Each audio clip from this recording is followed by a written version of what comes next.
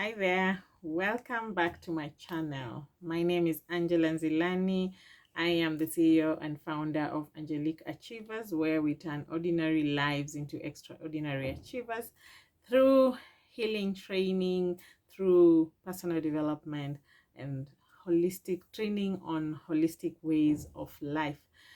This month being the month of February, it is the month of love, and we have embarked on the journey to self-love.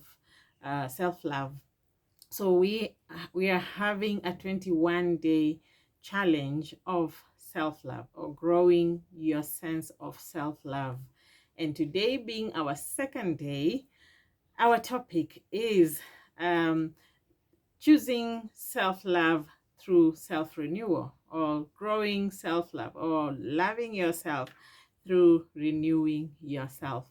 And I'm going to jump quick into the points that I've prepared for you, which are 6 in number. And the first one is that you need to be able to approve yourself. Self-approval. It's very important for you to be able to celebrate yourself, to be able to acknowledge yourself, to congratulate yourself, congratulate your small wins, approve that you're fit for that job, approve to yourself that you are fit for that marriage, for that life that you desire, for those standards that you're setting, so that you may have your own personal identity that is only defined by you. Self-approval is a way of helping yourself to improve yourself, to keep on improving yourself. You can take the journey into embrace reading, embrace self-growth, embrace so that when you're also embracing self-approval, you're doing it from a point of knowing yourself better, being able to know yourself better. And number 2 is that you need to have an holistic approach to life. What do I mean by holistic approach to life? All your areas in life, all the areas in your life should be balanced. Your Christian, or your faith, let me not just talk about Christian, because we are not all Christians, but your faith should be on point. Your physical body should be on point. Your spiritual faith is spirituality. Your intellect, that is your mental status, should be on point. Your emotional status should be on point. So you must be able to take care of yourself holistically, to be able to keep on renewing yourself. So you have to be looking around your life and see, what are the areas that I need to improve on? What are those areas that I need to grow? Listen to people. What do they say about you? Sometimes when we hear people talk about us, we get mad. But instead of getting mad, you should ask yourself, what is the truth behind what they're saying? Is there some truth behind what they're saying? Be able to criticize yourself. Be able to look at those areas in your life that are not perfectly, or of course perfection is not possible, but those that are not growing to the standards that you desire. So you'll be able to grow those areas of your life. Number 3 is that you need to find your gift. If you haven't found it, everyone has a gift. Everybody was created with a gift. Everyone is here for a reason. So find that gift that God has given you. Everyone was created to be able to serve others. Your gift is not yours.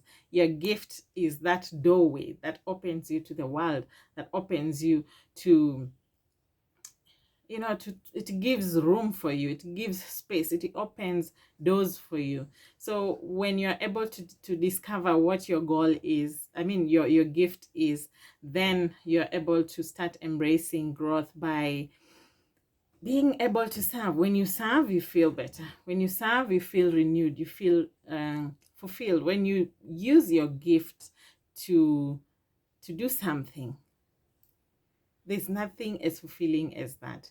using your gift. Look at the people who have done so well in the world. Most of them use their gifts to grow themselves. Most of them use their gifts to make a business from that gift. If it is comedy, that person is funny, they know they are funny, and they build on that.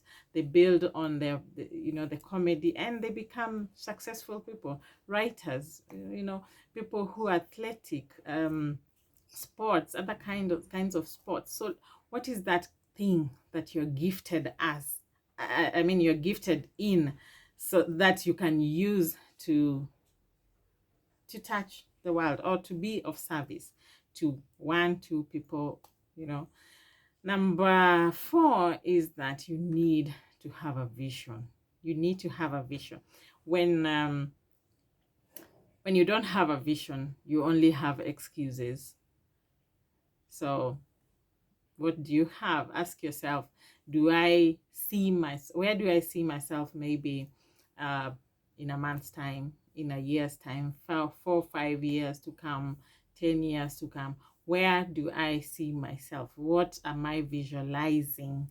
When you're visualizing, it's in a way of being able to see possibilities. When you visualize, you see possibilities. You see open doors. You see things aligning themselves into, because when you visualize, you start looking at, what do I have around me that I can use to get to that vision, to that place that I'm envisioning myself.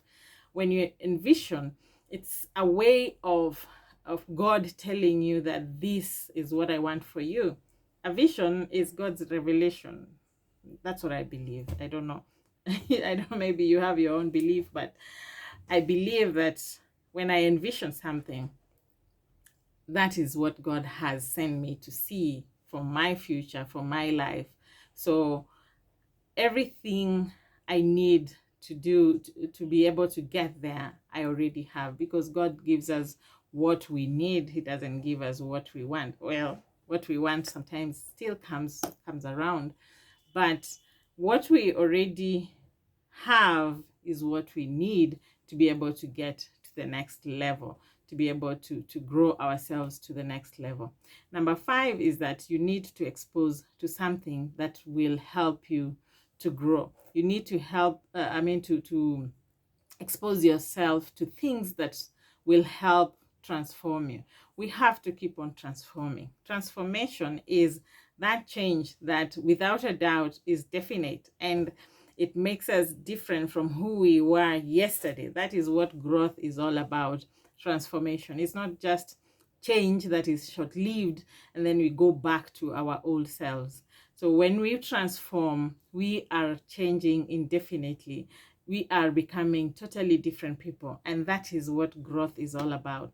So we have to expose ourselves to situations and to things, to people, to different levels of faith that will help us to transform, to become totally different from who we know or who we are used to as people. So we have to be able to learn to transform ourselves, to grow ourselves. Number 6 is that we need to develop communication skills. Communication skills.